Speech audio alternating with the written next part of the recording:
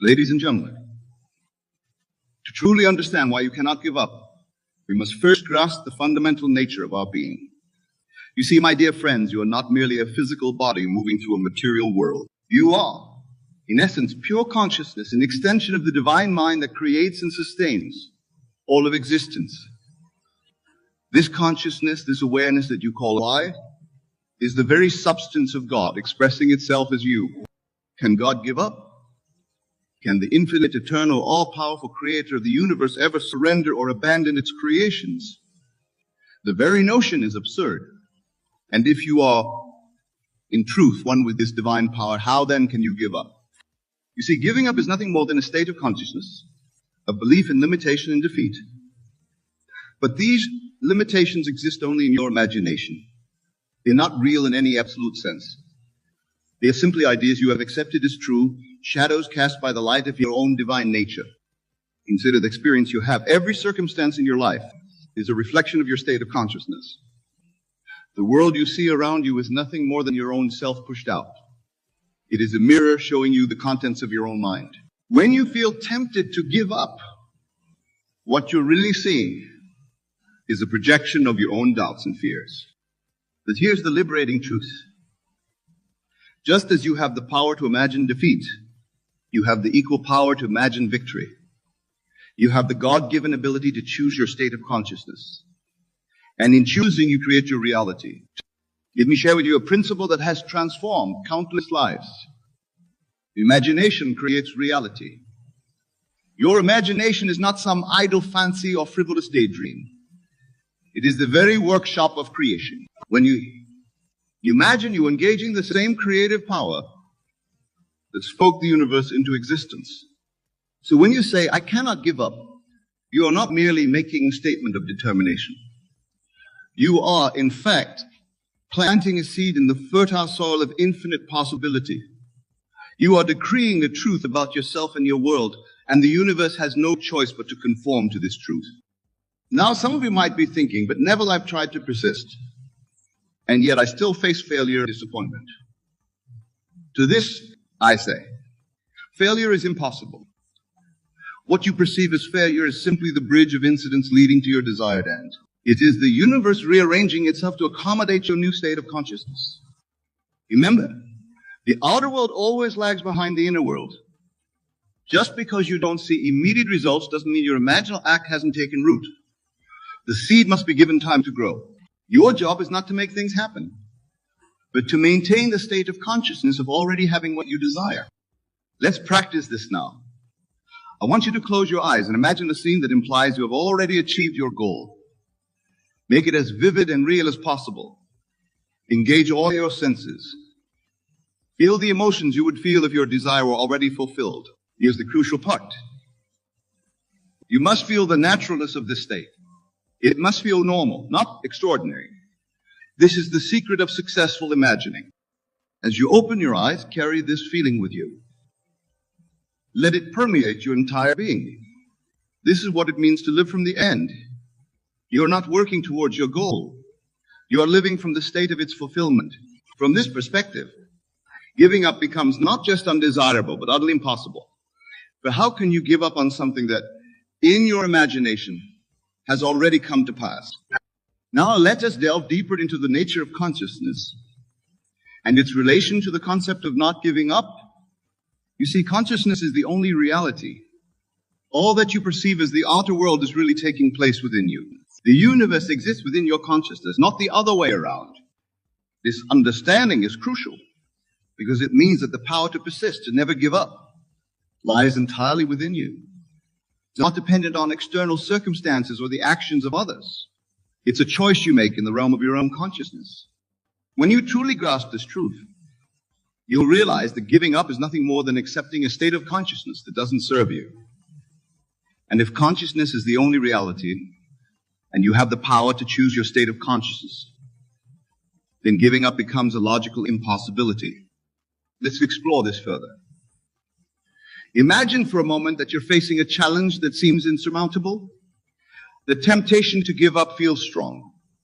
But remember, this challenge exists only in your consciousness. It's a shadow cast by your current state of mind. Now, instead of focusing on the challenge, turn your attention to the state of consciousness where this challenge is already overcome. Feel the relief, the joy, the sense of accomplishment that comes with having moved past this obstacle. Let this feeling sink deep into your being. This is not mere positive thinking or wishful daydreaming. This is you consciously choosing to occupy a state of mind where giving up is not even a consideration. If you maintain this state, you'll find that the outer world has no choice but to restructure itself to match your inner reality. This is the law of assumption in action. You assume the feeling of the wish fulfilled, and the world reshapes itself accordingly. Now, some of you might be wondering, but what about the times when I've given up in the past? To this I say, the past exists only in your memory. It has no power over you unless you give it power. Your true power lies in the present moment, in your ability to choose your state of consciousness. In fact, even the concept of giving up is a misunderstanding of the nature of time. There's only the eternal now. In this now, you are always free to choose again, to reimagine, to reassume the state of your fulfilled desire. From this perspective, what you might have called giving up in the past was simply a temporary shift in consciousness, one that you have the power to reverse at any moment. Let's practice this principle. Think of something in your life that you've been tempted to give up on. It could be a personal goal, a relationship, a project, anything at all. Now, instead of dwelling on the reasons why you can't achieve it, I want you to do something radical. I want you to assume the state of consciousness where you've already achieved it. Close your eyes and step into that reality. See through the eyes of the version of you who has already succeeded. Feel what that version of you feels. Move how that version of you moves. Speak how that version of you speaks. Make it so real that if you were to open your eyes right now, you'd be surprised to find yourself here and not in that achieved state. This, my dear friends, is the art of living from the end. When you master this, the very idea of giving up becomes absurd. For how can you give up on something that in your consciousness has already come to pass? Now let's address a common misconception. Some people believe that this practice of assuming the state of the wish fulfilled is a form of denial or escapism. Nothing could be further from the truth. This is not about ignoring reality. Reality is not what your physical senses report. Reality is not the sum total of your past experiences. Reality is not the opinions of others or the apparent limitations of your current circumstances. Reality is consciousness. And consciousness can be changed. When you assume the state of your wish fulfilled, you're not denying current conditions. You're exercising your God-given power to choose the state of consciousness you wish to occupy. And since the outer world is nothing more than your consciousness pushed out, this choice inevitably leads to a change in your experienced reality. This understanding frees you from the tyranny of circumstances. It liberates you from the belief that you're at the mercy of external forces. It reveals the truth that you are the operant power in your life. And an operant power simply cannot give up. Consider it. Every invention, every scientific breakthrough, every work of art that has ever graced this world came into being because someone refused to give up on their vision. They held to their imagined reality despite all apparent contradictions. They lived in the consciousness of their fulfilled desire until the outer world conformed to their inner conviction. You have this same power. The power that created the universe is not outside of you. It is you. It is your very consciousness. And this power knows no failure, no defeat, no giving up. Now, I want to address something that often comes up when we discuss these principles. Some of you might be thinking, but Neville, what about the effort? Don't we need to take action in the physical world? Yes, there will be action, but it will not be the strained, anxious action of someone trying to make something happen. Instead, it will be the inspired, effortless action that naturally flows from your new state of consciousness. You see, when you truly assume the state of your wish fulfilled, you'll find yourself naturally doing the things that someone in that state would do. You won't have to force yourself. You won't have to overcome reluctance or fight against the temptation to give up. Your actions will be a natural outpicturing of your inner state. This is why it's so crucial to focus on the state of consciousness rather than on specific actions. The right actions will flow naturally from the right state of consciousness. Your job is simply to occupy the state. Let's explore this further with an example. Imagine you're an aspiring author who's been struggling to finish your first novel. You've been tempted many times to give up, to conclude that you're just not cut out for writing. Now, instead of focusing on the act of writing itself, I want you to assume the state of consciousness of being a successful author. Feel what it's like to hold your published book in your hands. Imagine seeing your name on the bestseller list.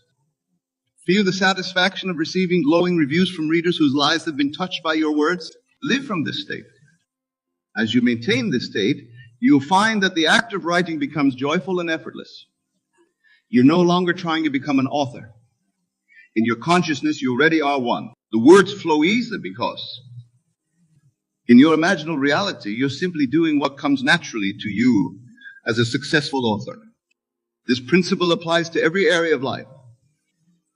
Whatever your goal, whatever you've been tempted to give up on, shift your focus from the struggle to achieve to the state of having already achieved. Live from that state and watch as your outer world reorganizes itself to match your inner conviction. Now let's address another aspect of not giving up. The apparent passage of time. In the world of Caesar, time seems to move in a linear fashion. We speak of past, present, and future as if they were fixed realities. But in the realm of consciousness, time is fluid. Your imaginal acts do not take place in time. They take place in the timeless realm of consciousness. When you assume the state of your wish fulfilled, you're not projecting into the future. You're choosing to occupy that state now, in the only moment that truly exists, the present. This understanding frees you from the tyranny of time. It liberates you from the anxiety of when your desire will manifest. In your imagination, it has already manifested. Your job is simply to persist in this assumption. Remember, the outer world is a shadow, a reflection of your inner state. It may take time for this shadow to fully reflect your new state of consciousness. But this delay is not a reason to give up or to doubt. It's simply part of the bridge of incidents that leads to the full manifestation of your desire. In fact, this delay serves a purpose. It allows you to strengthen your faith, to deepen your understanding of these principles. Each day that you persist in your assumption, despite apparent contradictions, is a day that you're building spiritual muscle. You're proving to yourself the power of your own consciousness. So, when you're tempted to give up because things aren't happening as quickly as you'd like, remember consciousness where all creation takes place. Your desire is already fulfilled. Time is simply allowing you to align more fully with this truth. Now, let's delve into another crucial aspect of why you cannot give up. The nature of your true self. You see, the you that feels tempted to give up is not your true self. It's a construct, a collection of beliefs and memories that you've identified with. But it's not the real you. Your true self is the I am. The pure awareness that underlies all your experiences. This I am is one with God, the creative power of the universe. And this power knows no limitations, no defeat, no giving up. When you say I am, you're invoking this infinite power. Whatever follows I am is what you're claiming as your reality. So when you say I am a failure or I am ready to give up, you're misusing this creative power. You're decreeing a limited state for yourself. Instead, align your I am statements with your desires. Say, I am successful, I am persistent, I am achieving my goals. Feel the truth of these statements. Let them sink deep into your consciousness. This is not affirmation.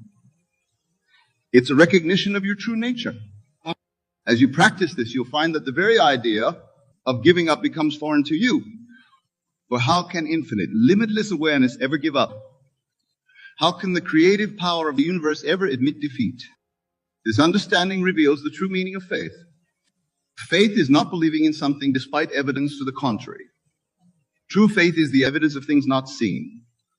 It's the absolute conviction in the reality of your imaginal acts. It's knowing that what you've imagined must come to pass. Because imagination creates reality.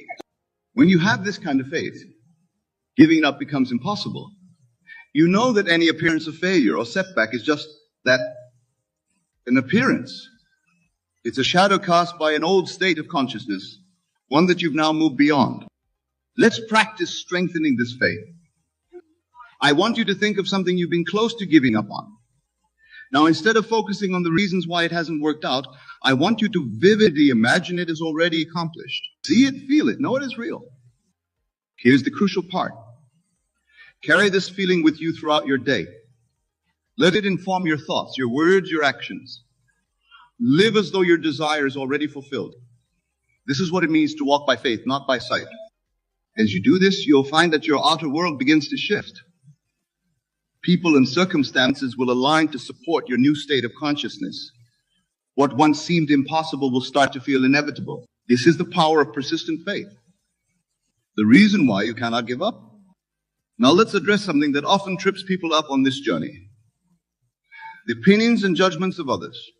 When you're living from the state of your wish fulfilled, when you're refusing to give up despite apparent setbacks, you may encounter skepticism or even ridicule from those around you.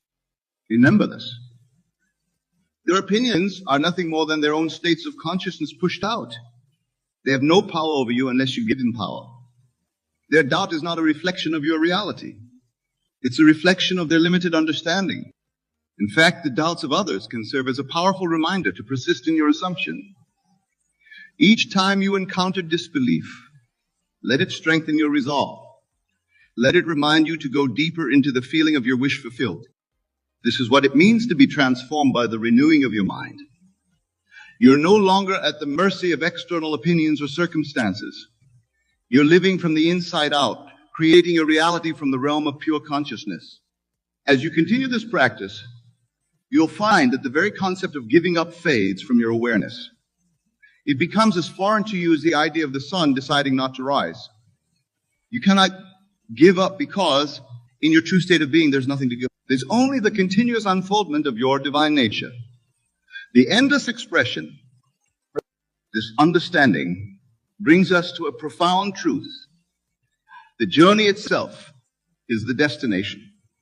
The process of assuming and maintaining the state of your wish fulfilled is itself the fulfillment. For in this process, you're awakening to your true nature. You're remembering who you really are. You see, my dear friends, you are not merely seeking to achieve a goal or to acquire something. You are, in truth, seeking to remember your divine nature. Every desire you have, every goal you pursue, is really a call to awaken to your true self. When you persist in the face of apparent failure, when you refuse to give up despite all evidence to the contrary, you're doing more than just working towards a goal. You're affirming your oneness with the creative power of the universe. You're declaring your true identity as a divine being, capable of shaping reality through the power of your consciousness. This is why you cannot give up. To give up would be to deny your true nature. It would be to forget who you really are. And while you may temporarily forget, you can never truly lose this knowledge. It's the very essence of your being. So as we near the end of our time together, I want to leave you with this thought. You cannot give up because giving up is not in your nature. You are, in essence, the limitless I am. You are the creative power that shapes worlds. You are the awareness in which all experience takes place. From this perspective, every challenge, every setback, every moment of doubt is really an invitation. An invitation to go deeper into your true self. An invitation to express more fully the divine power that you are. So, my dear friends, do not give up. Not on your dreams, not on your goals, and certainly not on yourself. For in persisting, in refusing to surrender to appearances, you are fulfilling the grandest purpose of all. You are remembering your true identity. You are awakening to the divine being that you are. Let me make one thing abundantly clear at the outset of our discussion. When I speak of God ordering your steps, I am not referring to some external deity who manipulates your life like pieces on a chessboard. No. I am speaking of the God who is your own wonderful human imagination, the God who is the very consciousness that dwells within you. For consciousness is the one and only reality, and your consciousness is God in action. Tonight, I wish to share with you how God, your own wonderful human imagination, orders your steps every single day. For once you truly comprehend this principle, you will never again feel lost, abandoned, or at the mercy of chance. You will know with absolute certainty that every event, every encounter, every circumstance in your life is divinely orchestrated by the God within you. Let us begin with a fundamental truth. The world that you perceive is nothing more than a mirror reflecting the contents of your consciousness. As within, so without. Your inner assumptions, beliefs, and feelings are continually being projected outward and solidified into what you call your reality. This is how God orders your steps through the power of your assumptions. Consider for a moment what you assume to be true about yourself, about others, about the world at large. These assumptions, these fixed beliefs, are not mere thoughts. They are creative forces that shape and mold the substance of your experience. When you assume that life is difficult, that people cannot be trusted, that success is beyond your reach, you are, in that moment, ordering your steps toward experiences that will confirm these assumptions. Conversely, when you assume the best, when you dwell in the certainty that you are guided, protected, and divinely supported, you are ordering your steps toward manifestations of these higher truths. This is the law, and the law is God in action. But how, you might ask, does this process unfold in the practical reality of your day-to-day life? Let me illustrate with a simple example. Imagine that you awaken in the morning with a feeling of joy and anticipation. You dwell in the assumption that this day will bring wonderful opportunities and delightful encounters. As you move through your day, you find yourself naturally drawn to certain locations, certain people, certain activities. Perhaps you decide on a whim to take a different route to work, or to visit a cafe you've never been to before. In that cafe, you meet someone who introduces you to an idea or opportunity that perfectly aligns with a desire you've been nurturing in your heart. Was this chance? Was it coincidence? No, my dear friend. It was God ordering your steps. The assumption of joy and opportunity that you embodied in the morning was the divine directive that orchestrated each moment of your day, leading you unerringly to the fulfillment of that assumption. Now let us delve deeper into the mechanism by which God orders your steps. Everything begins with a state of consciousness. A state is a mood, an attitude, a feeling about yourself or life. At any given moment, you are dwelling in a particular state, and from that state, certain behaviors, thoughts, and actions naturally flow. If you are in a state of anxiety, you will think anxious thoughts, notice potential threats in your environment, and take actions designed to protect yourself from perceived danger. If you are in a state of confidence, you will think empowering thoughts, notice opportunities in your environment, and take bold actions aligned with your desires. The key to allowing God to order your steps in a way that leads to the fulfillment of your desires is to consciously choose the state from which you operate. This choice is made not through intellectual decision-making, but through the feeling, the emotion, the conviction that the desired state is already yours. In my own experience, I have witnessed this principle in action countless times. I recall a period in my life when I desired to share these teachings with a wider audience. Instead of striving and struggling to make this happen through external means, I simply assumed the feeling of already being a successful teacher and author, reaching thousands with this message of truth. From that state of fulfilled desire, I found myself naturally taking certain steps, making certain decisions, speaking certain words, all of which led, with what appeared to be miraculous precision, to opportunities that allowed this desire to materialize in my world. But there was no miracle involved, only the perfect, immutable law of consciousness. This law operates with mathematical precision. Just as 2 must equal 4, so must your assumptions, persisted in, crystallize into objective facts in your world. This is how God orders your steps, not through capricious intervention or arbitrary favor, but through the flawless operation of law. But I hear your objection, Neville. If God is ordering my steps, and God is my own wonderful human imagination, why do I experience unwanted events? Why do I encounter obstacles and difficulties? Surely I am not consciously imagining these challenges. The answer lies in what I call your mental diet, the sum total of the thoughts, beliefs, and assumptions that you have accepted as true over the course of your life. Many of these were implanted in your consciousness during childhood by well-meaning parents, teachers, and authority figures, and figures also were operating from limited understanding. Others were formed through your interpretation of past experiences. These beliefs and assumptions operate below the threshold of your conscious awareness, silently directing your steps toward experiences that confirm them. This is why self-examination is so crucial. You must become aware of the contents of your consciousness if you would take control of the direction of your life. I tell you now, with absolute conviction, that there is no force outside of your own consciousness that can dictate the course of your life. There is no fate, no luck, no chance that can override the creative power of your assumptions. God, your own wonderful human imagination, orders your steps in perfect accordance with what you accept as true. Let me share with you a principle that has transformed countless lives, the principle of revision. Revision is the art of mentally rewriting past events to align with your desires. If you have experienced something unwanted, you can, in your imagination, revise that event to unfold as you would have preferred. In doing so, you alter not only your memory of the past, but also the trajectory of your future. Why does revision work? Because time as we experience it in this three-dimensional world is an illusion. There is only the eternal now, the present moment in which all possibilities exist simultaneously. When you revise the past in your imagination, you are not pretending or fantasizing, you are actually selecting a different reality from the infinite array of possible realities that exist within your consciousness.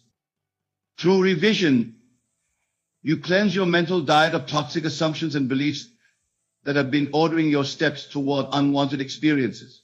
You replace these with empowering assumptions that will, with the same precision, order your steps toward desired experiences. But perhaps the most profound aspect of God ordering your steps is this: the ultimate purpose behind every event, every encounter, every circumstance in your life is to awaken you to your true identity as God. Everything that happens to you, whether you label it as good or bad, is designed to lead you to this supreme realization. This is why I urge you not to judge the events of your life by appearances. The encounter that seems most challenging may be the very catalyst needed to propel you toward a greater understanding of your divine nature. The disappointment that feels most bitter may be the precise experience required to dissolve a limiting belief that has been holding you captive. God orders your steps not for your comfort, but for your awakening. And in that awakening lies a joy and a freedom that transcends all worldly pleasure and success. Consider the story of Joseph in the Bible. Sold into slavery by his brothers, imprisoned unjustly, forgotten by those he helped from all outward appearances. Joseph's steps were being ordered towards suffering, yet each of these seemingly tragic events was positioning him precisely where he needed to be to fulfill his ultimate purpose and realize his divine identity. When Joseph finally revealed himself to his brothers, he spoke these profound words: "But as for you, ye thought evil against me, but God meant it unto good." Joseph recognized that despite the appearances of evil, God was ordering his steps toward a greater good that could not have been accomplished through any other sequence of events. In your own life, can you look back at events that seemed tragic or painful at the time they occurred, only to discover later that they were essential steps leading you toward a greater good? This is the wisdom of hindsight. But I tell you that you need not wait for the passage of time to gain this perspective. You can know right now that regardless of appearances, God is ordering your steps toward your highest good, your complete awakening. But how do you align yourself with this divine orchestration? How do you consciously participate in the ordering of your steps? The answer is both simple and profound. You must live from the end. To live from the end means to assume the feeling of your wish fulfilled, to dwell in the absolute certainty that what you desire is already yours, not as a future possibility, but as a present fact. When you live from the end, you are not trying to make something happen. You are acknowledging what already is in the realm of consciousness, which is the only reality. This principle is beautifully illustrated in Scripture. Therefore I say unto you, what things soever ye desire, when ye pray, believe that ye receive them, and ye shall have them. To believe that you receive before you see external evidence is the essence of living from the end. It is the recognition that in consciousness, in imagination, in the only reality that truly exists, your desire is already fulfilled. When you live from the end, God orders your steps with flawless precision toward the manifestation of that end in your three-dimensional experience. You need not concern yourself with the how or the when. Your only responsibility is to remain faithful to the assumption that your desire is already yours. This fidelity to your assumption is what Scripture calls faith. Faith is not hoping or wishing. It is the conviction of the reality of things not yet seen with the physical eye. It is knowing that what is true in consciousness must by law materialize in experience. I recall a lady who attended my lectures in New York. She desired a specific apartment in a building that had no vacancies. Instead of focusing on the apparent impossibility of her desire, she began to live from the end. Each night before sleep, she would imagine falling asleep in that very apartment, feeling the satisfaction of already living there. She persisted in this assumption for several weeks, never wavering despite the fact that there was no external evidence to support her claim. Then, through a series of events that no human intellect could have planned or predicted, the exact apartment she desired became available, and she was offered the lease. Was this coincidence? No, it was God ordering her steps in perfect alignment with her persistent assumption. The feeling of living in that apartment, which she faithfully maintained in her imagination, was the divine directive that orchestrated every event leading to its physical manifestation. This lady did not have to manipulate circumstances or persuade people. She did not have to plot and plan and struggle. She simply had to assume the feeling of her wish fulfilled, and from that state of fulfillment, God ordered her steps unerringly toward the objective embodiment of her desire. Now, let me address a question that often arises: if God is ordering my steps, and God is my own wonderful human imagination, do I have free will? Am I truly making choices, or is everything predetermined? The answer is both profound and paradoxical.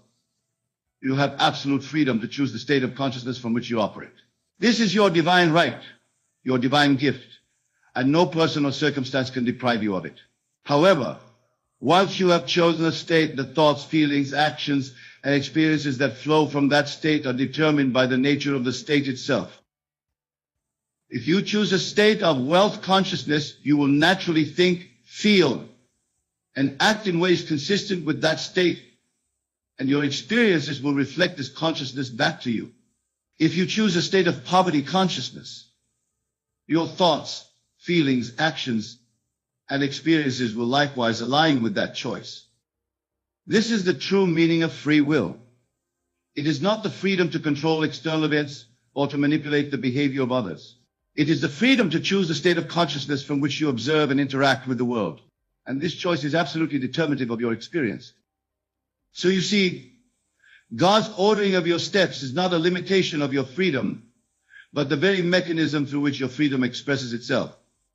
By choosing your state of consciousness, you are essentially instructing God, your own wonderful human imagination, how to order your steps. And this brings us to a vital point.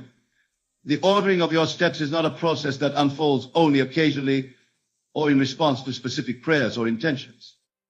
It is happening continuously in every moment of your existence, whether you are conscious of it or not. Your assumptions are constantly being projected outward and returning to you as the experiences of your life. This is why I emphasize the importance of mindfulness, of being attentive to the contents of your consciousness. What are you assuming right now? What state are you dwelling in? The answer to these questions will reveal the direction in which your steps are being ordered. If you find yourself in a state that does not align with your desires, remember that you have the freedom to choose again. You are never locked into any state of consciousness. At any moment, you can shift your assumption and thereby alter the course of your life. But how does one make this shift? It is not through force of will or through positive thinking as it is commonly understood. It is through the art of feeling, of experiencing in imagination the reality of the desired state. To shift from a state of lack to a state of abundance, you must feel the relief, the security, the freedom that abundance would bring. To shift from a state of loneliness to a state of loving relationship, you must feel the joy, the companionship, the intimacy that such a relationship would provide. The feeling is the secret. The feeling is the prayer. The feeling is the directive that orders your steps toward the manifestation of your desire. And here, my dear friends, we touch upon a mystery so profound that it has eluded the greatest minds throughout human history. The mystery is this: the feeling of the wish fulfilled, persisted in, will order your steps, not only toward the manifestation of that wish, but the transformation of your very being. For the ultimate purpose of existence is not the accumulation of possessions or experiences, as wonderful as these may be. It is the realization of your divine identity, the awakening to the truth that you are God expressing himself as a unique human personality. This awakening is what Scripture calls the birth from above. It is the moment when you no longer believe in God as an external entity, but know yourself to be God in human form. And every event in your life, every step that has been ordered by your assumptions, has been leading you toward this supreme realization. I tell you truly, once you have awakened to your divine identity, you will look back on your life and see that every event, every encounter, every circumstance, whether you labeled it as fortunate or unfortunate, at the time was time for divine orchestration leading you to this awakening. You will see that there were no mistakes, no wrong turns, no wasted experiences. All was perfectly ordered according to the law of consciousness, the law that is God in action. And in that recognition, you will feel a gratitude so profound that it transforms your understanding of the entire human journey. Let me illustrate this with a personal experience. Many years ago, I found myself in a situation that, by all external measures, appeared to be a devastating setback. I had invested considerable time and resources in a venture that failed completely, leaving me in a state of financial uncertainty. In that moment, I had a choice. I could assume that I was a victim of circumstance, that life was unfair, that my steps were being ordered toward hardship and lack. Or I could assume that this apparent setback was actually a divine redirection, ordering my steps toward a greater purpose that I could not yet perceive with my physical senses. I chose the latter assumption, not as a form of positive thinking or wishful optimism, but as a recognition of the law of consciousness that I knew to be true. I lived from the end of having already transcended this temporary challenge and having been led to a greater expression of my purpose.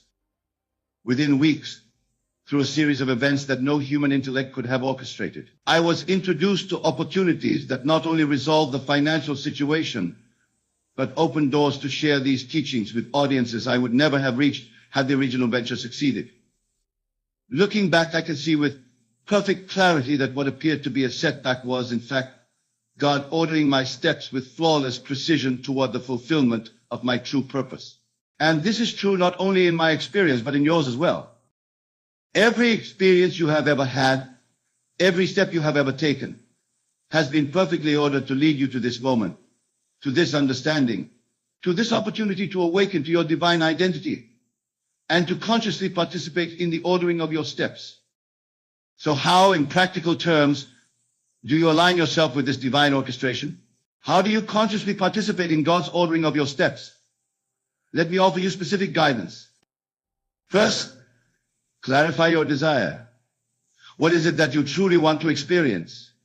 Not what you think is possible based on your current circumstances, but what would you choose if you knew that all things were possible to the God within you? Once you have clarity of your desire, construct a scene that would imply its fulfillment. This scene should be simple, concise, and imply that your desire is already a reality. Perhaps it is a conversation with a friend in which you share the good news of your desire's fulfillment. Perhaps it is simply the feeling of relief and satisfaction that would accompany the realization of your wish. With your scene constructed, enter into a state of relaxation. This is crucial, for the subconscious mind, which is the creative power of God within you, is most receptive when the conscious mind is temporarily suspended. Just before sleep is an ideal time for this practice, as the transition from wakefulness to sleep naturally bypasses the analytical, critical faculties of the conscious mind.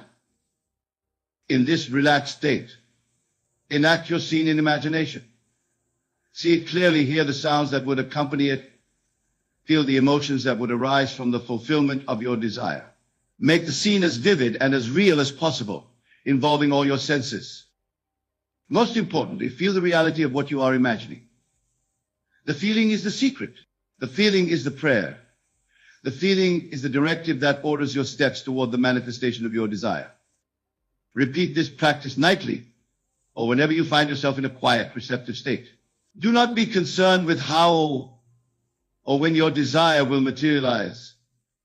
Your responsibility is not to figure out the process, but to remain faithful to the feeling of the wish fulfilled.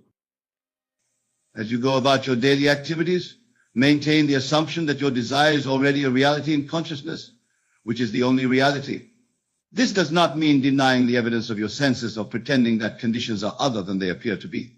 It means knowing that appearances are merely shadows, reflections of past assumptions, and that the newly established assumption will, in due course, replace these shadows with the substance of your desire. Throughout your day, whenever doubts or contradictory evidences present themselves, quietly return to the feeling of your wish fulfilled. Do not fight against negative thoughts or feelings. Simply withdraw your attention from them and redirect it to the assumption of fulfillment. This practice persisted in will order your steps with divine precision toward the manifestation of your desire. You need not concern yourself with the specific actions you should take or the decisions you should make. From the state of fulfilled desire, you will naturally think the thoughts, feel the feelings, and take the actions that lead to its externalization. But remember, the greatest desire, the ultimate purpose toward which all your steps are being ordered, is the realization of your divine identity. Every lesser desire, when fulfilled, is designed to lead you toward this supreme realization. So as you practice this art of conscious assumption, do so not only for the fulfillment of specific desires, but for the awakening to your true self. Assume the feeling, I am God, expressing as this unique human personality. Live from that assumption and watch as your steps are ordered toward experiences that confirm and deepen this truth. In the final analysis, God's ordering of your steps is not about controlling external events or accumulating possessions and experiences, as delightful as these may be. It is about awakening you to who you truly are and have always been, God Himself individualized as you. Every event in your life, every step you have taken, has been leading you toward this supreme realization. And once you have awakened to this truth, you will look back on your journey with profound gratitude, recognizing that all was perfectly ordered according to the divine pattern woven into the very fabric of your being. My dear friends, as we bring this discussion to a close, I want to leave you with a thought so powerful, so transformative, that if you truly embrace it, your life will never be the same. The God who is ordering your steps is not separate from you, is not external to you, is not other than you. The God who is ordering your steps is the very consciousness in which you live and move and have your being. You are that God expressing Himself as this unique human personality, this specific pattern of thinking and feeling and perceiving. And the more fully you embrace this truth, the more consciously you can participate in the ordering of your steps. So I say to you now, with all the conviction of my being, assume a divinity. Live from the certainty that you are God expressing in human form. Feel the peace, the power, the limitless potential that this realization brings. And from that state of divine self-awareness, watch as your steps are ordered with flawless precision toward experiences that reflect and confirm your true identity. Remember, the feeling is the secret. The feeling of being God in human form, of being the divine consciousness that orders all things according to its nature, is the most powerful assumption you can make. Live from that feeling, and you will witness a transformation in your life so profound that you will found in awe of the perfection with which your steps have been and are being ordered. I thank you for your attention, for your openness to these truths, and for your willingness to test them in the laboratory of your own experience. For that is where all truth must ultimately be verified, not in the realm of theory or belief, but in the lived reality of your daily life.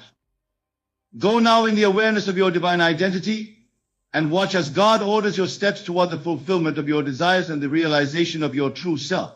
For I tell you truly, as you assume your divinity, as you live from the certainty that you are God expressing in human form, your steps will be ordered with such divine precision that you will look back on this moment as the beginning of a new and glorious chapter in your eternal existence. In the words of Scripture, the steps of a good man are ordered by the Lord, and he delighteth in his way. Go forth now in the knowledge that you are that Lord, ordering your own steps through the power of your divine imagination. And in that knowledge, in that assumption, in that feeling lies the freedom and the power to create the life you desire to live. Thank you, and good night. Ladies and gentlemen, my beloved brothers and sisters, today I come to you with a word that will shake the very foundation of your spirit, a revelation that will transform your thinking, elevate your faith, and position you to walk in the fullness of God's promises.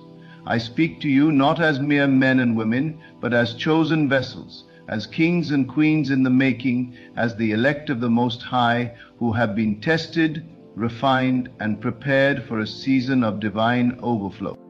Many of you have been through trials that made you question your calling. You have endured storms that threatened to break you. You have faced betrayals, setbacks, disappointments, and long nights of wondering when God's promise would manifest. But I came here today to tell you your season of trial has come to an end. The days of struggling, barely making it, fighting for survival, they are over. The Lord has declared over you, "Well done, my faithful servant. Now step into abundance." You see, trials are not punishments. Trials are not meant to destroy you. Trials are divine classrooms, places of testing where God molds his chosen ones into leaders, influencers, and stewards of great wealth. Gold must go through fire before it shines. Diamonds must be pressed before they sparkle. Oil must be crushed before it flows. And you, God's chosen one, have been through your crushing, your pressing, your refining fire. And now it is time for your reward. The Word of God declares in Deuteronomy 8:18, "Remember the Lord your God, for it is He who gives you the power to get wealth, that He may establish His covenant." It is not the world that gives wealth. It is not luck. It is not the systems of men. It is God himself who grants the power to generate wealth, to establish dominion, to live in the overflow. And why does he do it? That his covenant may be established. Let me tell you something. Poverty is not your portion. Lack is not your inheritance. Struggle is not your destiny. You were born for dominion. The enemy has deceived many into believing that they must suffer indefinitely, that they must live in scarcity to be humble. But let me ask you, how does a child of the king live like a beggar? How does an heir to the kingdom walk like a slave? The moment you recognize who you are, your posture changes, your mindset shifts, and your circumstances must bow to the authority of your revelation. You are not just anyone. You are God's chosen. Before you were born, he knew you. Before you took your first breath, he had a purpose for you. And part of that purpose is to be a conduit of his wealth. He is shifting you from borrower to lender, from worker to owner, from survival to significance. The trials were your training ground. The hardships were your preparation. You had to be tested so that when the millions come, you will not be consumed by them, but you will steward them for the glory of God. Let me remind you of Joseph. The young man had a dream of greatness, a vision of prosperity, but before the palace he faced the pit. Before the crown he wore chains. Before ruling he was falsely accused. But through it all God was training him. He was refining his character, sharpening his wisdom, preparing his heart, and when the moment came, Joseph stepped into his wealth, not as a selfish man, but as a divine steward. Likewise, your journey has not been in vain. Every tear you cried, every night you prayed, every moment you felt abandoned, it was all part of the preparation. You had to lose some things to gain better things. You had to walk through seasons of emptiness so you could appreciate the overflow. You had to endure trials to prove your faithfulness. And because you did not give up, because you remained faithful, because you held on to the promises of God, now the floodgates of heaven are opening for you. God is not just giving you money, He is giving you divine strategies. He is placing ideas in your mind that will birth industries. He is giving you favor that will open doors no man can shut. He is sending the right people to connect with you, the right opportunities to align with your purpose. But you must be ready to step into it.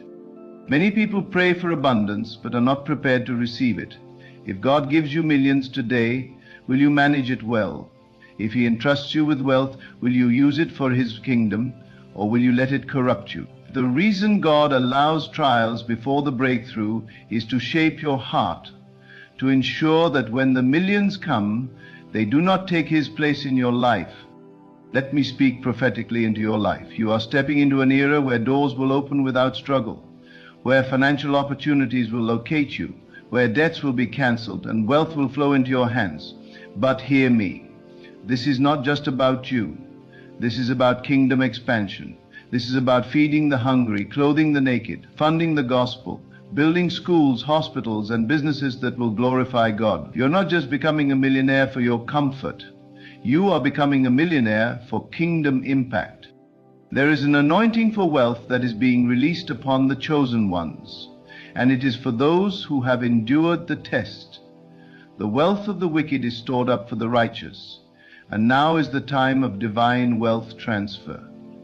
God is positioning you to be a leader in the marketplace, a financier of the gospel, a pillar in your community. The world is waiting for you to rise. Your family is waiting for you to break generational curses. Your city is waiting for the manifestation of God's glory in your life. This is your time. This is your moment. The wait is over. No more delay, no more excuses. Walk boldly into the blessing. Step courageously into the overflow. The trials are over. Now you are stepping into your millionaire status. This is not wishful thinking. This is not motivational speech. This is divine revelation.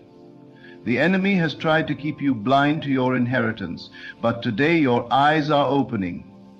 The chains of limitation are breaking.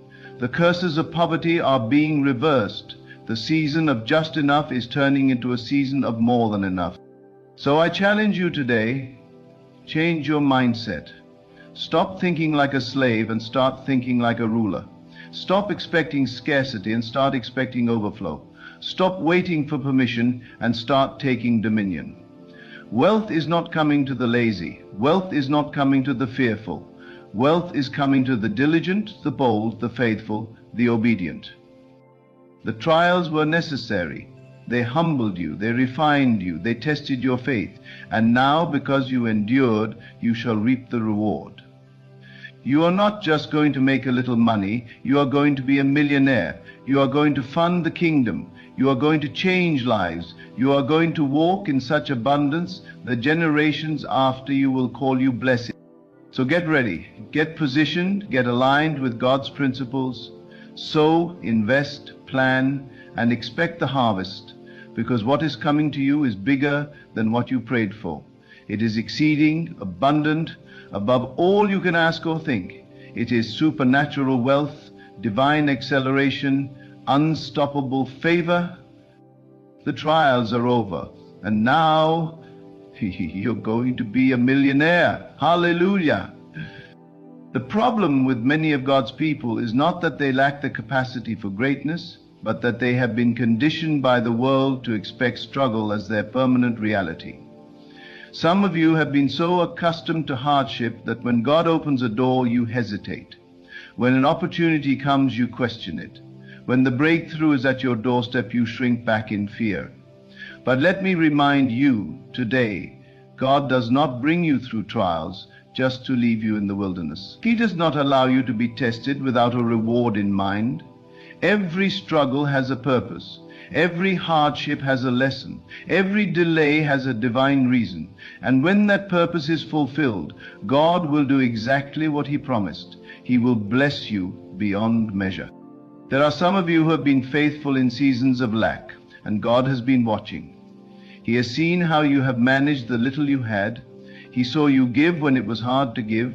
He saw you trust when it was hard to trust. He saw you serve when you were tired and weary. And because you have been faithful over little, He is now about to make you ruler over much. The reason God allows seasons of testing is not to break you, but to qualify you. You have been tested, and now you are stepping into promotion. The trials were the prerequisite for your next level. Many people want the crown without the process. They want the millions without the discipline. They want success without obedience. But God does not work that way. God does not pour oil on an unprepared vessel. God does not release wealth into untrained hands. If you give a child a kingdom, he will destroy it, not because he is evil, but because he lacks the maturity to manage it. That is why God has taken you through trials, so that when the millions come, they will not destroy you, but rather they will empower you. Look at David. Before he became king, he was a shepherd. Before he sat on the throne, he lived in caves. Before he wore a crown, he faced Goliath. Why? Because God had to train him in obscurity before he could trust him with authority. Some of you have been hidden, unnoticed, overlooked, and rejected, but that was part of your training. God was sharpening your skills, developing your character, teaching you patience. And now, the season of hiding is over. You are stepping into your rightful place, not as a servant, but as a ruler. The wealth is coming, the favor is coming, the open doors are coming. But will you be ready? There is a principle in the kingdom. God blesses those who are ready. Some of you are praying for millions, but you have not yet mastered the art of managing hundreds. Some of you are asking for abundance, but your mindset is still stuck in scarcity. God does not pour new wine into old wineskins. Before He releases wealth, He transforms the mind. That is why Romans 12:02 tells us to be transformed by the renewing of our mind. You cannot enter a millionaire's season with a poverty mindset.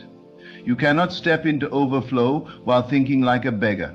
Your mindset must shift before your reality does. The enemy has been working overtime to keep God's people ignorant of their inheritance. He knows that a believer with financial power is a dangerous believer. He knows that if you ever step into your wealth, you will break generational curses, fund the gospel, build schools, take over industries, and shift economies. That is why he fights you. That is why he tries to keep you bound in survival mode. He knows that as long as you are struggling, you are distracted. But today I came to announce that the chains are breaking. The deception is being exposed. The strongholds of lack and limitation are being destroyed. You are stepping into a season where money will no longer be your master but your servant. Money was never meant to control you, it was meant to serve you. That is why Jesus spoke so much about stewardship. He did not condemn wealth, he condemned the love of it. Money is a tool, a resource, a means to fulfill purpose. It is not your identity. It is not your security. It is not your God. When you understand this, you will stop chasing money and start attracting it. You will stop worrying about finances and start walking in divine provision. The reason many people struggle financially is because they have made money their master. But Jesus said, "Seek first the kingdom of God and His righteousness, and all these things will be added unto you." When you shift your focus from money to purpose, from survival to dominion, from fear to faith, wealth begins to find you. The chosen ones do not beg for blessings. They walk in blessings. They do not chase favor, they attract favor.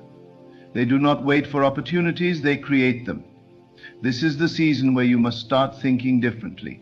You are not a victim. You are not at the mercy of the economy. You are not bound by what the world says you can have. You are a kingdom citizen, and in the kingdom there is no lack. In the kingdom there are no limits. In the kingdom, prosperity is your inheritance. Some of you have been conditioned by religion to believe that wealth is evil. But let me ask you, how can you fund the kingdom without resources? How can you be a blessing to others if you are struggling to survive? The Bible says a good man leaves an inheritance for his children's children. You are not called to leave debts behind. You are called to leave a legacy. The wealth that is coming to you is not just for you. It is for your children, your grandchildren, and for the advancement of God's work. This is the time to position yourself. Get educated, develop new skills, start thinking like an owner, invest wisely, seek wisdom. Do not let this opportunity pass you by. The trials are over, the season of struggle has ended, and now it is time to walk into your inheritance. If you have been faithful, God is about to show himself strong in your life. The days of barely getting by are finished. The days of endless battles are coming to an end. Now is the time to rise, to take dominion, and to walk boldly into your millionaire season. The enemy tried to keep you down, but he failed. The storms tried to break you, but they only made you stronger. The setbacks tried to delay you, but they only positioned you for greater. What the enemy meant for evil, God is turning for your good. The waiting was not wasted.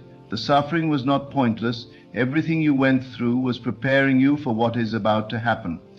This is not just a new season. This is a new dimension. This is a supernatural shift.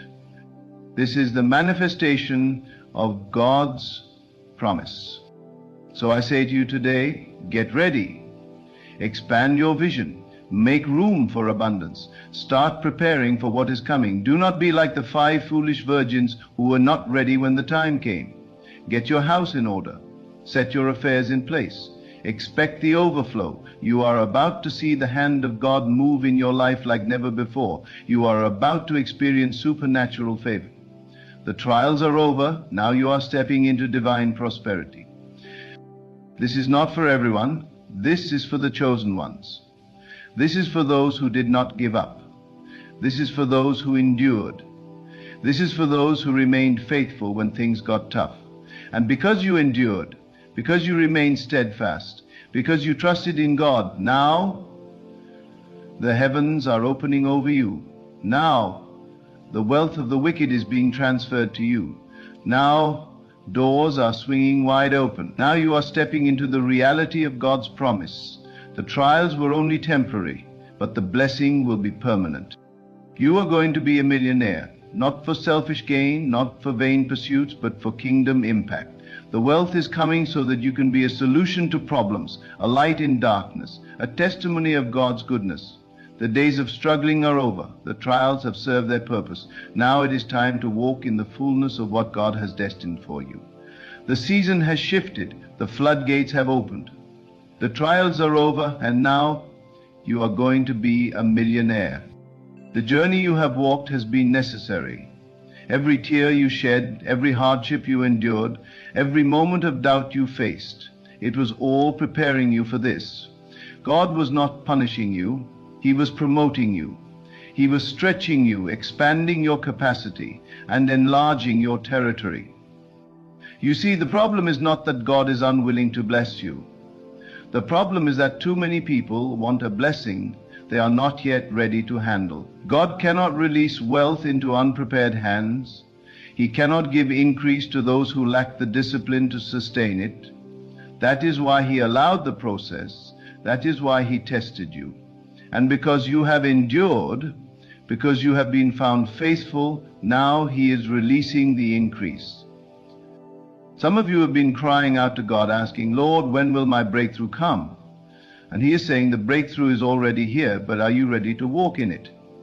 Many people are waiting for a sign, waiting for a miracle, waiting for something external to change. But the truth is, before the external shifts, the internal must shift. Your mindset must shift. Your faith must increase. Your habits must align with the vision God has given you.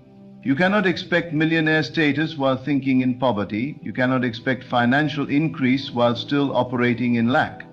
As a man thinks in his heart, so is he. If you see yourself as small, you will remain small. If you see yourself as incapable, you will remain incapable. But when you recognize that you are chosen, when you understand that you have been set apart, when you truly believe that you are destined for greatness, then nothing can stop the manifestation of God's promises in your life. The enemy does not attack people who have no purpose. He attacks those who are dangerous to his kingdom. That is why your trials were so intense. That is why the warfare against you was so fierce. He saw what you were about to become. He saw the wealth that was coming to you. He saw the influence that God was positioning you for, and he tried to break you before you could step into it. But he failed. You're still standing, you're still believing, you're still trusting, and because you did not give up, because you did not quit, now you are stepping into your season of supernatural release. The Word of God says that he will restore the years that the locusts have eaten. Some of you have lost time. You have lost opportunities. You have watched others move ahead while you felt stuck. But God is a God of restoration. He is not just giving you back what you lost, he is multiplying it. He is giving you double for your trouble. He is accelerating what seemed delayed. What took others 10 years will take you 1 year. What seemed impossible will become effortless. This is the season of divine acceleration, where things will happen so fast your head will spin. Many of you have been faithful with little, and now God is making you ruler over much. He is giving you divine strategies, supernatural wisdom, and ideas that will generate wealth for generations. But hear me, this wealth is not just for your comfort. It is for kingdom expansion. It is for breaking generational curses. It is for establishing businesses that will employ others. It is for feeding the hungry, housing the homeless, funding the gospel, and being a light in the marketplace. The wealth is coming with a purpose, and those who understand that purpose will see an increase beyond their imagination. Too many believers are waiting for wealth to fall from the sky. But the truth is, God blesses the work of your hands. That means you must be doing something, you must be building something, you must be sowing seeds of diligence, creativity, and obedience. You cannot sit idly and expect abundance to chase you. Faith without works is dead. You must align your actions with your faith. If you believe you are stepping into millionaire status, then start moving like a millionaire. Start thinking like an owner. Start preparing for what is coming. Make room for the overflow. The reason some people never walk into their blessing is that they never prepare for it. They pray for a harvest but never plant seeds. They ask for promotion but never develop the skills required for the next level. They expect abundance but still operate in a spirit of scarcity. But God is saying today, I am ready to release it, but are you ready to receive it? This is the time to take action. This is the time to get serious about your purpose. This is the time to move in faith, even when you do not see the full picture. Because when you move, heaven moves. When you step out, the provision meets you. When you obey, the doors open. The trials were never meant to destroy you, they were meant to reveal you. Diamonds are formed under pressure, oil is released through crushing, gold is purified in fire, and you, God's chosen one, have been through the process. You have been through the refining. You have been through the pressing. And now it is time for the unveiling. The season of hiddenness is over. The season of struggle has expired. Now you are stepping into the manifestation of everything God has spoken over your life. Some of you have been afraid to step out because of past failures. You tried before and it didn't work. You believed before and it didn't happen. But hear me, the past does not define your future. The enemy wants to keep you trapped in the cycle of disappointment, but today that cycle is breaking. This is a new season, a fresh start, a divine reset. The doors that closed before will now open. The opportunities that were blocked will now be released. The favor that was delayed will now accelerate. God is not limited by your past. He is not restricted by what has happened before. He is doing a new thing. Can you perceive it? Can you embrace it? Can you believe it? Because those who believe will see the manifestation. Those who expect it will walk in it. Those who align themselves with God's promises will experience supernatural results. This is not the time to shrink back. This is not the time to hesitate. This is the time to move boldly, to walk in faith, to take possession of what belongs to you. You have been anointed for such a time as this. You have been positioned for this moment. Everything you went through was leading to this. The struggles, the setbacks the betrayals, the losses, they were all necessary for your elevation. And now the elevation has come. The shift has happened. The wealth is being transferred, the resources are being released, and those who have been faithful will now reap the rewards. So let me ask you, are you ready? Are you truly ready to walk in the fullness of God's blessing? Because this is not just about financial wealth. This is about purpose. This is about influence. This is about impact. Money without purpose is meaningless. Wealth without assignment is wasted. But when you understand why God is blessing you, when you align your wealth with His kingdom, when you use what He gives you for His glory, then there is no limit to what He will do in your life. The chosen ones are rising. The marketplace leaders, the kingdom financiers, the business owners, the innovators, the problem solvers, they are emerging. This is the time to build, to create, to take dominion. This is the time to establish systems that will last for generations. This is the time to break cycles of poverty and establish new legacies of wealth. The world will see the manifestation of God's power in your life. They will see the hand of God upon you. They will see that you serve a God who does not just supply your needs, but gives you more than enough. The trials were necessary, but they are over now. The waiting season has ended. The struggle has served its purpose. Now the abundance is being released. Now the overflow is coming. Now the millions are manifesting. And those who are ready will walk into it. Those who are prepared will take possession. Those who believe will see the impossible become possible. This is the hour. This is the moment. The season has shifted. The trials are over. Now you are going to be a millionaire. There is a sound in the spirit, a sound of breakthrough, a sound of release, a sound of divine acceleration. You have been waiting, you have been laboring, you have been enduring, but now the heavens are open over you. The storehouses of heaven are pouring out blessings that you do not have room enough to receive. The delay has been broken, the barriers have been removed, and what once seemed impossible is now within reach. You see, the enemy wanted to convince you that the trials would last forever. He wanted you to believe that struggle was your portion, that lack was your inheritance, that hardship was your destiny. But today I declare that the enemy is a liar. You were never meant to live in survival mode. You were never meant to beg for what already belongs to you. You were never meant to live beneath your calling. You were created for dominion, for abundance, for overflow. You were designed to be the lender and not the borrower, the head and not the tail, above and not beneath. And now you are stepping into that reality. This is a divine wealth transfer. This is supernatural favor. What took others decades to accomplish will happen for you in moments. Contracts will find you, clients will seek you out, partnerships will be established, doors you did not even knock on will open, your name is being spoken in rooms you have never entered. People are being divinely positioned to bless you, to invest in you, to elevate you, not because of luck, not because of chance, but because God has ordained it. Because the trials were only a test, and now that you have passed, you are stepping into your season of divine reward. There is a shift happening, a supernatural shift. It is happening right now, even as you hear these words. Things are aligning in the spirit. Mountains are being moved. Chains are breaking. And as you step forward in faith, you will see the evidence. You will see the manifestation. You will see the fulfillment of God's promises. The trials were necessary, but they are over.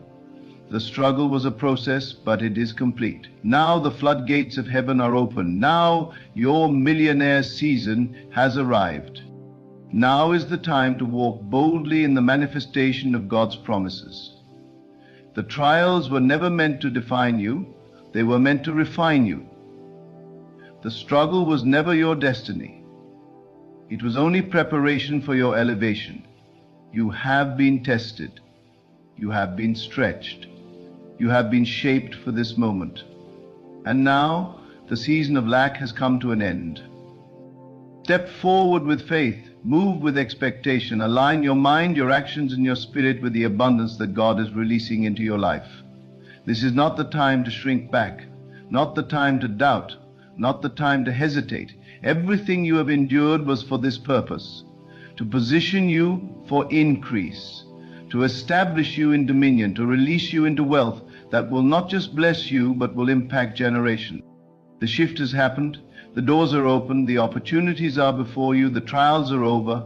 Now, step into your millionaire season with confidence, knowing that God has ordained it, heaven has sanctioned it, and nothing can stop what He has set in motion. The time is now.